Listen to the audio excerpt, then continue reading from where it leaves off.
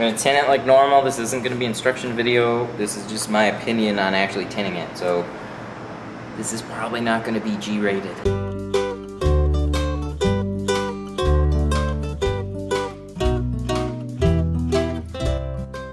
Hey Tinternet, welcome to another episode of Tint Stuff. I of course am Matt, and today I'm gonna be removing, by user request, the tint off my window. It's actually tinted in a super light heat rejection film.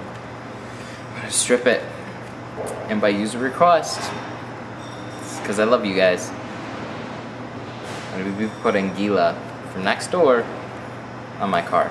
Now you can buy this film at any auto parts store, and there's a reason for that. Because it's shit. So this is basically to show you guys what the differences are between a high quality film like this or shit from next door. Even the guy laughed when I was buying it. Said it was shit. If that doesn't tell you something, then I don't know. I don't know what will. But yeah, I'm gonna be doing a comparison side by side. So this has been on here for about a year. And as you can see, it still looks great. This stuff, I'm gonna leave it on my car. It's a 35% heat rejection film from next door.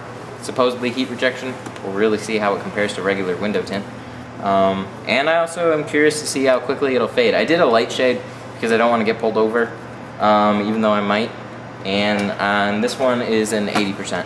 So we'll see. Maybe it's awesome. Maybe I'm just full of shit. But it's $12 for 6.5 feet of film. Now this supposedly would be enough to do my 2 front doors, right? I bet I gotta get 2 because they have long doors.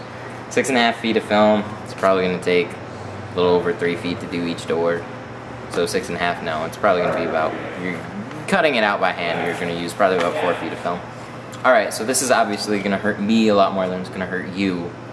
I gotta go through and strip my entire door on this wonderful looking tint job. Alright guys, here we go. As you can see, it doesn't really look like I have film, but if we peel this edge here, indeed film is coming off, leaving a lot of glue. So I'm gonna speed this up for you, and I'll show you what it's like to tint with Gila.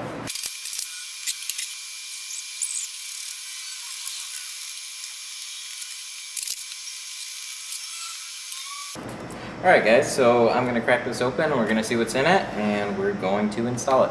Probably just going to be rolled up film. Try and stay optimistic. Maybe it'll be awesome. Sweet. Okay, so we got some film. I don't even know what this looks like yet. Gila sticker. Classy. And no instruction, everything's just on the... Well, they seem to have missed... Shit. They seem to have missed where to put the sticker on there. So they just want to slap that out, right? Peel it off. Hopefully it won't damage the film. Alright. So we got some film. There's a piece of paper rolled up in there. That's kind of annoying. More instructions. God, this is fucking hard to handle. Alright, now that we recovered, let's take a look here. Loosely rolled film is not easy to handle. Keep that in mind. Alright, so what do we got here? We don't have a... Ugh. Oh my god, are you guys seeing this? I'm not kidding, like, you might have a hard time seeing this like I am. Well, this thing already looks slightly purple. Like, I'm not even kidding. Slightly, it's supposed to be like a blue, but it's leaning on the purple side. This doesn't even look that good. But, you know, if you're looking for some cheap film, you probably wouldn't know the difference.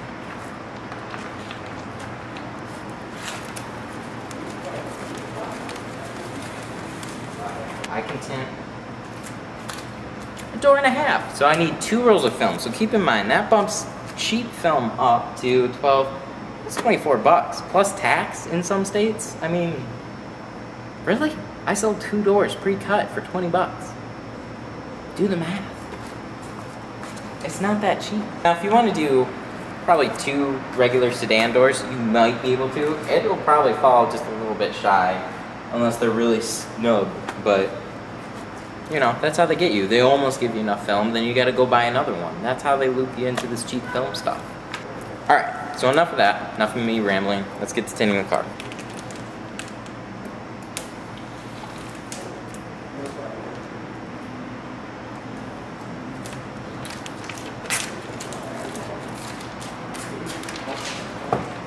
Okay.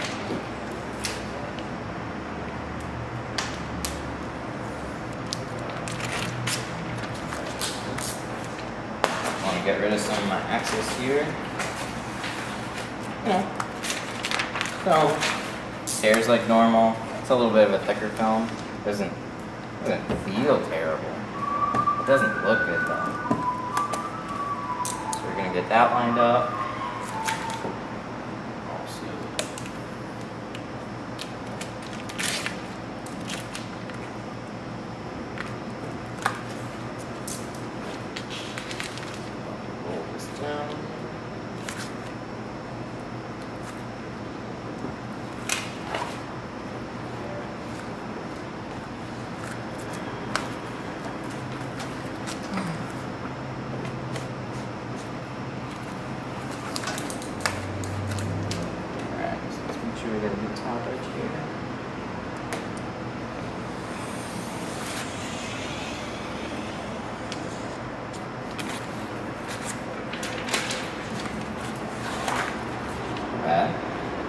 That's pretty easy.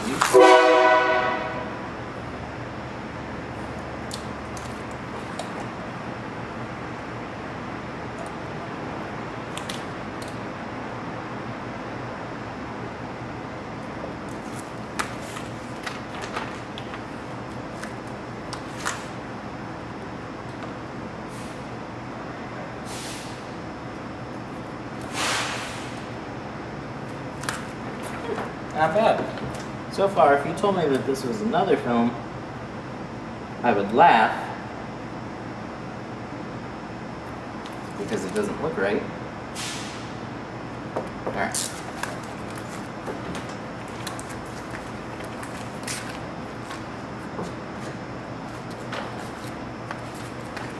Alright, so I got my pattern. It might look super blue to you. It looks purpley. Alright, let's do this. Alright, so I have my pattern. I'm going to see what it looks like to you. Kind of looks pretty blue. It looks, to you, it probably looks blue. To me, it's a purpley blue. It looks like it's already been out in the sun for about a while. Let's just say that, a while. Regular film, good film doesn't do this. Especially out of the box. So, let's heat shrink it. Now, this isn't going to be very difficult. Shouldn't be, because it's just a door, doesn't need much shrinking. If I was doing a full piece on a back window, then yeah, we could have a better idea of how well it actually shrinks, but they only give it to you in a short roll. So you don't even know. You know, you gotta do it in 2 pieces, and how much film are you gonna buy? And why would you buy it in a bunch of pieces? Alright, so I got my heat gun all heated up. That's how hot it is, by the way. Just put it as hot as you can. It's a heat gun. It's supposed to be hot. Shrink it.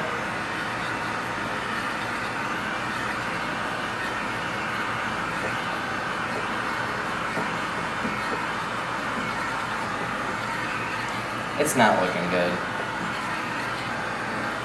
It's giving me just enough, but what this film is trying to do is actually peek together. So you're going to get a vertical crease if you're not careful by putting quite a bit of heat on it right away. It is still doing that zigzag pattern, but I can almost guarantee you if I put this on a back glass, it's not going to go very well when you get to the really curved parts. You see that? It's already melting.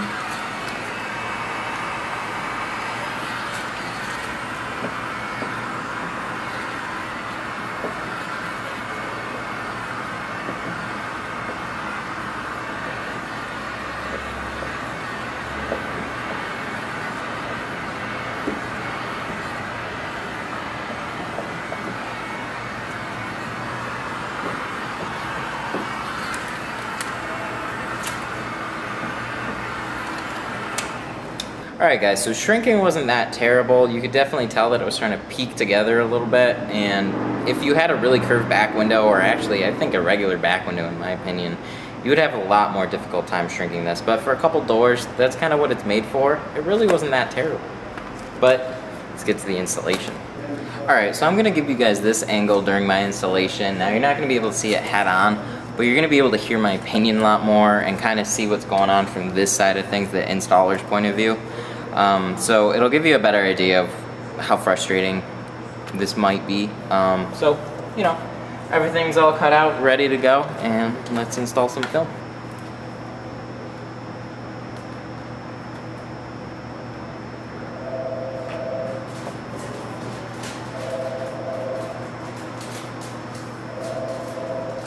Oh, that's not good.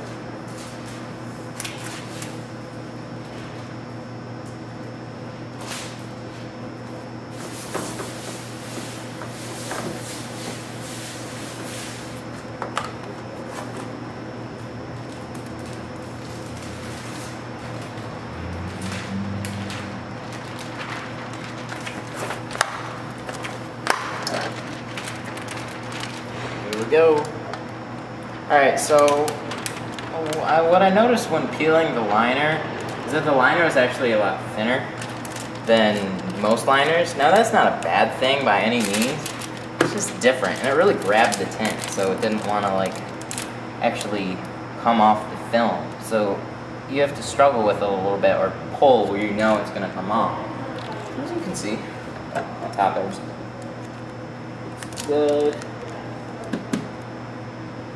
Everything's sliding around like usual, tacking up just a little bit early. It's not a bad thing. There we go. The top edge. Hopefully it'll be clean, right? Should be.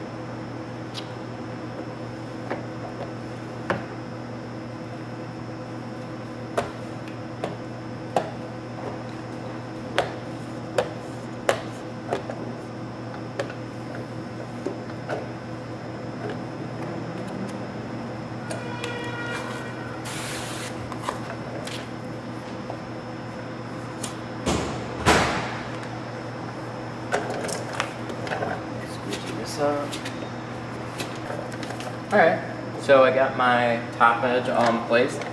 Film installed fine. No real headaches. Just the liner grabbed the film pretty hard. It didn't come off very easy.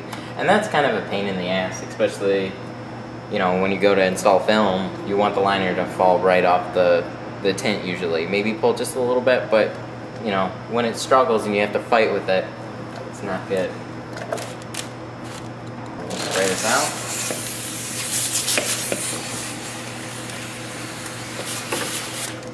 Gonna make sure underneath is clean. Should be.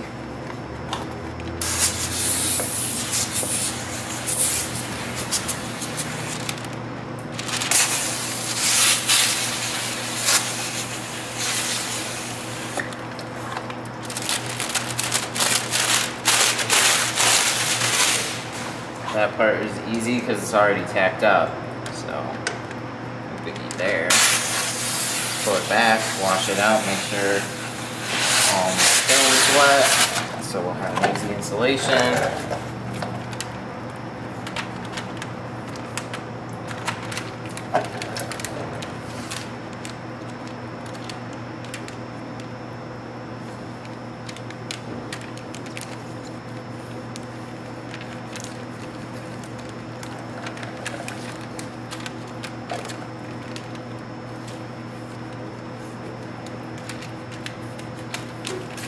Everything's pretty normal so far. It just doesn't look good, that's all.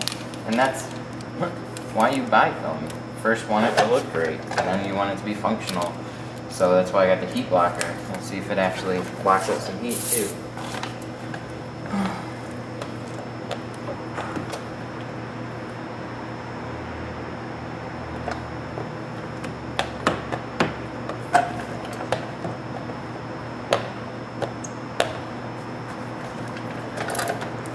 Oh.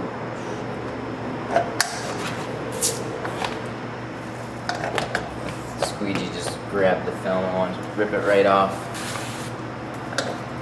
Alright, we're good. Film didn't tack up as much as what it should have, so it actually like slid it down and shot a finger into it. I really want this to come out as nice as I possibly can though.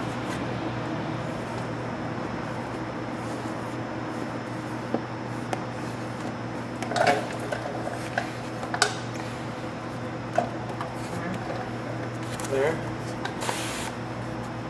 Oh, I got a finger popping up already. That's not normal. Shrunk it enough.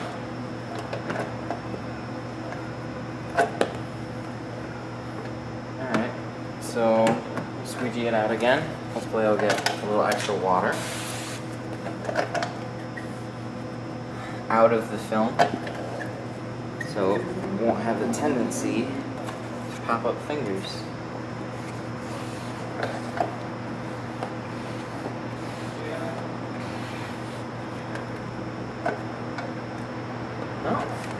There it goes again. Finger won't stay down. A good adhesive on a film should want to grab to the window and not let it fall back up. Now, if you don't shrink it enough, obviously that's gonna happen, but I do this every day and I haven't had this problem. It's 4 o'clock, I did it all day today. So, I'm gonna say that's kind of a poor adhesive, especially because it slid up here too. You know, could be you just gotta learn to work with the film, but it's Gila. You don't want to learn to work with it because it's shit. Alright.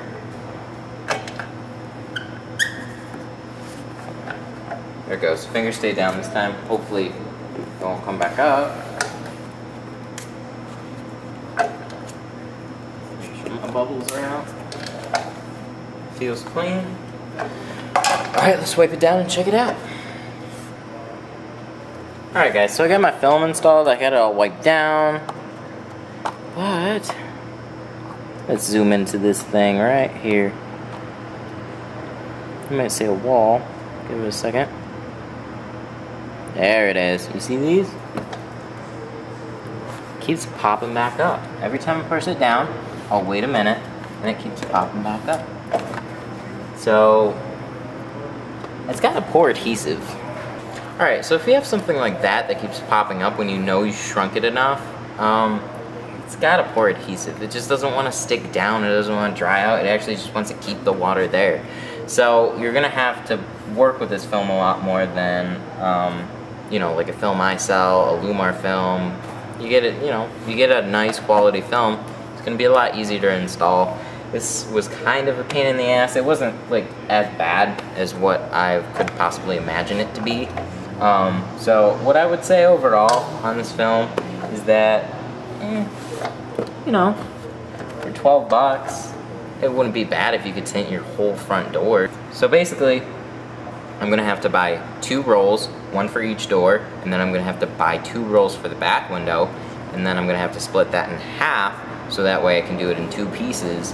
And then also I'm gonna have to use the extra that I can get from these single doors to hopefully tint my quarters as well. And this is only a 2-door coupe, so you might even have to buy an extra roll. So you're talking about at least 4, maybe 5 rolls of film to do a full car. All right, so if we do the math, we do 12 times 4, that's gonna be 48 bucks in Gila film, the stuff that you don't want to use. So that's really, you know, if you're gonna go to an automotive shop, obviously it's cheaper, but if you want to get it off my website, I have a much better film than Gila that's gonna last a lot longer than Gila, and that is just easier to work with than Gila. So I work with it every day. I have customers that love it. So this, it looks a little blue with purple in certain light, and it's just gonna fade. You can tell automatically that it's gonna fade, but I'm gonna leave this on my car. As proof to you guys, down the road I'll show you when it fades.